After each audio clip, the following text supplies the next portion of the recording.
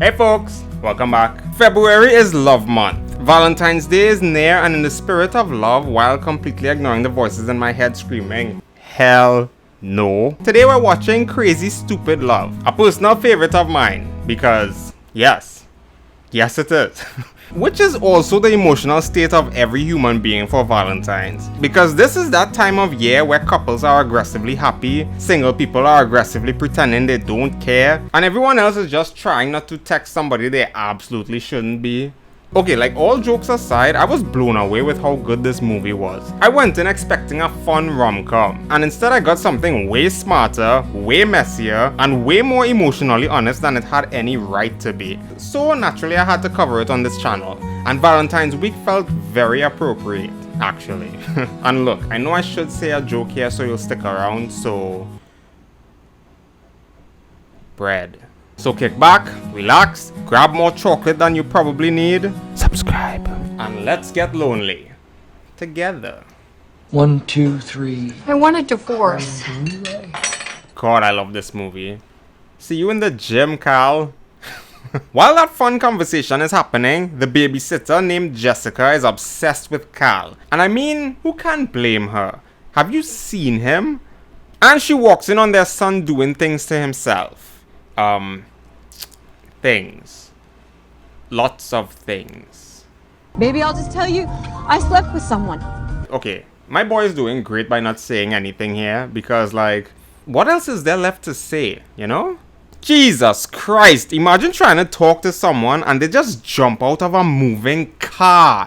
Oh my God.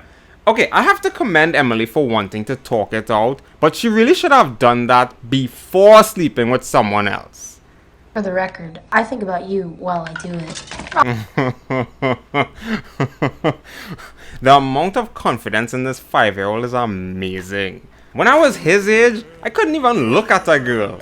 The frick? And to be fair, he's not just harassing her. He's in love with her. Like, he's dead set that they're soulmates. A running thing throughout this whole movie. And what's this movie without Ryan Gosling? And this was before all the hype around him now. My guy plays Jacob and he's clean, classy, confident, talks to women insanely easy. What was I saying? Anyways, Hannah here isn't immediately swooned by his charms. A complete idiot if you ask me. But respectable.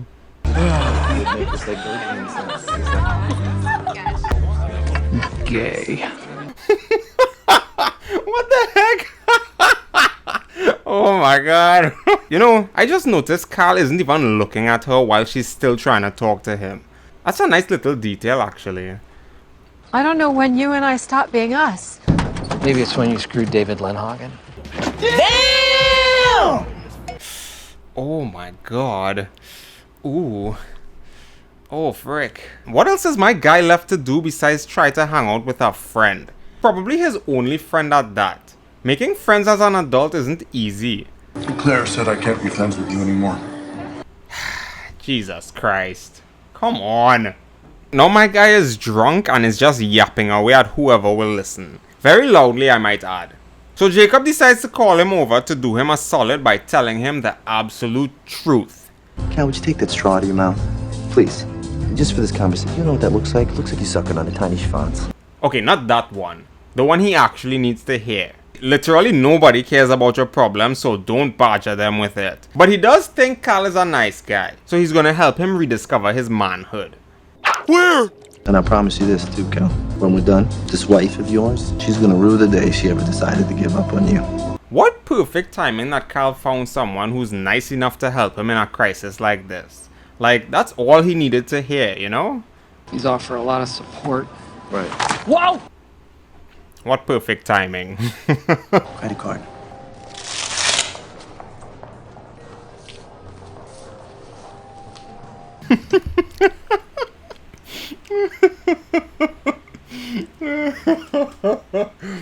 Oh, I think I just found myself a new meme actually.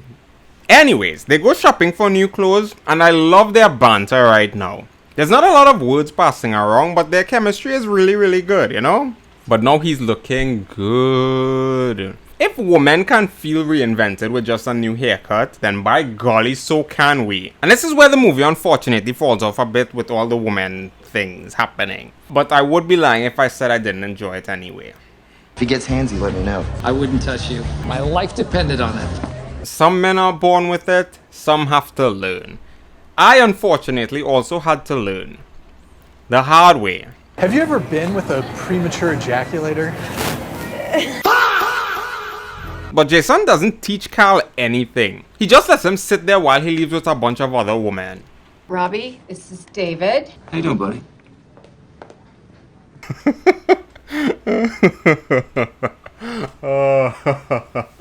Woo! The cuckolder, everyone. So, David, I hear you broke up my parents' marriage. Wow.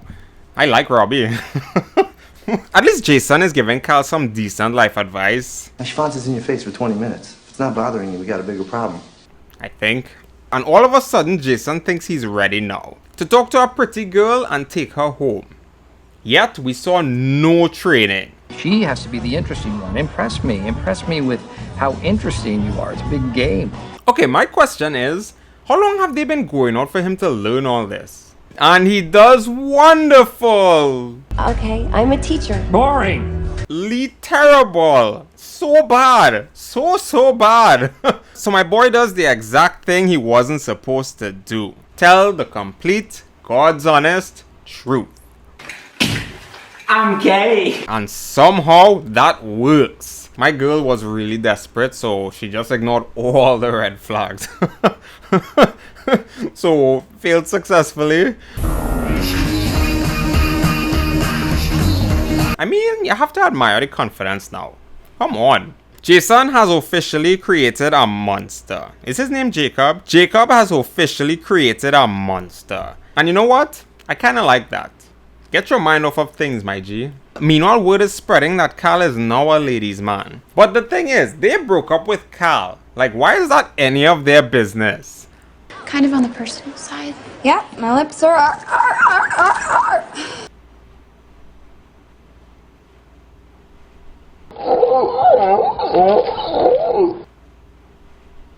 You know, it's kind of ironic that Jessica is on this mission for Carl to see her as an adult, even though he's like triple her age. But Jessica is getting mad at Robbie for trying to get her to see him as her age, which is just a 4-year difference. Like, that won't matter the older they get. But she's your soulmate, right? Yeah.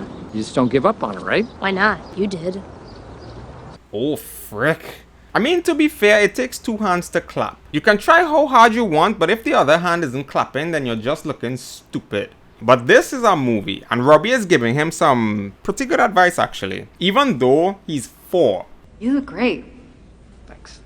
You always look great. Wow. They do the small talk thing, which, dear God, just end me now. But Carl eventually just goes back to saying what he probably shouldn't be. I should not have jumped out of that car. I should have fought for you. Because you fight for your soulmates. At least that's what my 13-year-old son tells me. But for some reason, it just really works in his favor. Like, good God. Mr. and Mrs. Weaver?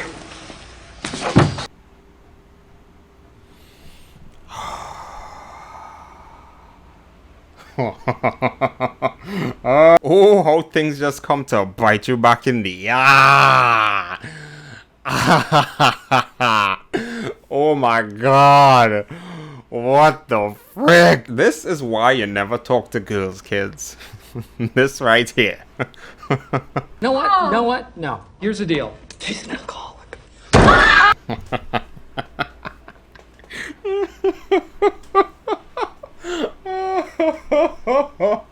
You know, the funny thing is, had he not slept with the teacher, he probably would have made back up with Emily. Kinda crazy if you think about it.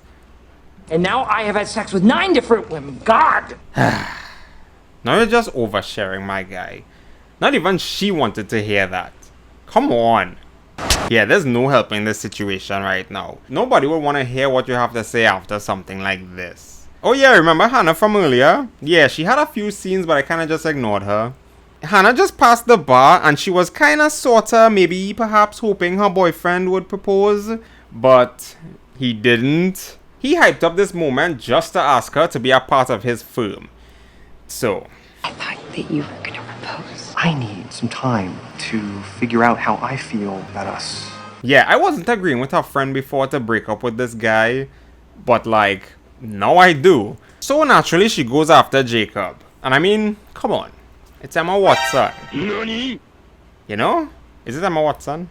Oh my god. But their interactions don't exactly go But their interactions don't exactly go as expected. And for some reason, she makes him take off his shirt. You go, girl, I guess. She even makes him spill his big move, which is generally to work Dirty Dancing into the conversation. It's a whole thing. Bleh. Can I sit down, please? Yeah. Can I put back on my shirt? No. Okay, yeah, because as ridiculous as the whole Dirty Dancing thing is, why wouldn't having them on a move like that work every single time? It's kind of cool and kind of sexy, you know? But, what a turn of events! They don't sleep together? They just talk all night long? Only the wise would know that this is a deeper level of intimacy. Yes, deeper than sleeping with each other. Shocking, I know. What terrible timing for Carell though. He needs a friend now more than ever. But Jacob disappeared for a whole week already. Shame! And even worse, Emily is actually out on a date with David Linhagen. She'd been avoiding him the whole time, but now the damage is done with Carell, so... Just calling because I'm in the basement and I'm trying to get the water heater working. Oh, she's not in the basement. Oh no. I guess she herself is having a hard time with this breakup as well. Who would have thought? Jacob finally calls back Carell. Finally. But because he's in a pickle. He's on his way to meet Hannah's mom, but he doesn't know what to do because he's nervous. But apart from all the jokes, Carell believes he'll do just fine. Which is nice, you know? But JJ... I'm not a parent, so I can't really speak on this, but it's generally annoying when parents just don't give their kids any space. I know it looks bad, but like, still. And things get from bad to worse when mom shows dad, who's also Carell's quote-unquote friend, the photos. It's a good thing Jessica was there to see this whole thing unfold, cause oh my god, that's crazy. All the while Carell is trying to do something cute for Emily. What perfect timing again, wouldn't you say? How do you know my dad? She couldn't say our H's at all. I'm having trouble understanding what's going on right now. Like I said, perfect timing. Jeez. I think it's safe to say Carell isn't happy about what's unfolding in front of his eyes. Cause who would be? Especially after learning all that he learned from Jacob. Daddy doesn't even know that I'm in love with him. With who? With him. Oh, Jesus Christ. In front of Robbie too? Yeah, this is so much chaos. I'm surprised I'm keeping up, to be honest. Emily? Left her sweater in my car the other night.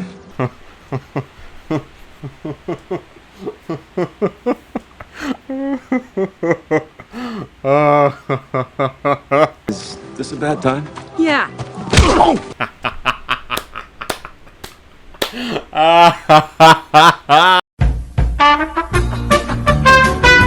You know what? Jacob is a real one. Yeah, there are rare times when police are good for something. Very, very rare. Nothing else. Wow. Carell kicks Hannah out the house because she didn't want to stop seeing Jacob. That's kind of crazy if you think about it. Jeez. So now everyone is mad at everyone. I think Jacob and Jessica are the only two people that aren't mad. And David Linhagen. Robbie has no reason to be upset. Carell wasn't even trying to get with Jessica. Come on. Are we gonna be adults about this, or are we gonna be adults about this? I love how we're all just big children. Well, at least it's every uncomfortable conversation Carell doesn't like to involve himself in. So my guy actually doesn't get anything resolved. That's kind of depressing. And again, he doesn't even look at Jacob. Crazy. I love her. I don't know what I was doing before this, and I don't know what to do about it. Oh, how the tables have turned. Shit! At the very least, Carell is actually talking to him now. But he will never ever ever give Jacob his approval. Robbie is graduating middle school for some reason. I thought he was 3. And love, that's the biggest scam of all. It really is. Don't let them lie to you. Anyways, Carl can't take his 13-year-old saying things like that, so he basically objects.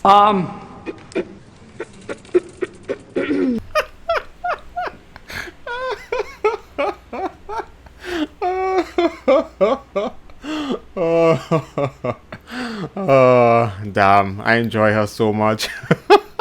Carl ends up giving a grand speech about love and soulmates, which is kinda nice, I'm not gonna lie. So that changes Robbie's tune with Jess, which is also kinda nice. I'm not a robot. Take care of her. I love them. Robbie ends up apologizing for making Jess uncomfortable, which is admirable and the mature thing to do. And Jess gives him a graduation gift and a kiss on his cheek, so it looks like she finally believes they're soulmates as well. They didn't outright say it, but given how they're laughing, I think Carl and Emily are gonna be just fine. And that's the movie. Okay, like I said earlier, I was never expecting this movie to be this good. I went into this expecting something light, and instead I got a movie that's weirdly smart, raw, and honest about how messy love actually is. Because nobody ever really has the right answers, no matter how much we like to think we do. We never know where our choices are going to lead, good or bad. All we can do is trust that we're trying our best, and learn when we're wrong, you know? Carl didn't really need Jacob's teachings to get Emily back. What he actually did right was live his life, give her space, and let things happen naturally. And yeah, I don't necessarily agree with everything Carl did, but he was a necessary part of that journey, even if they weren't really friends in a traditional sense. And I love how ironic and honestly kind of poetic it was that it took Carl's daughter to finally get Jacob to see what he'd been missing this whole damn time. And it all sparked from that crazy, stupid love. If you enjoyed this video, check out another one of mine right here. And as always, thank you all so much for watching, and I'll catch you next week. Peace!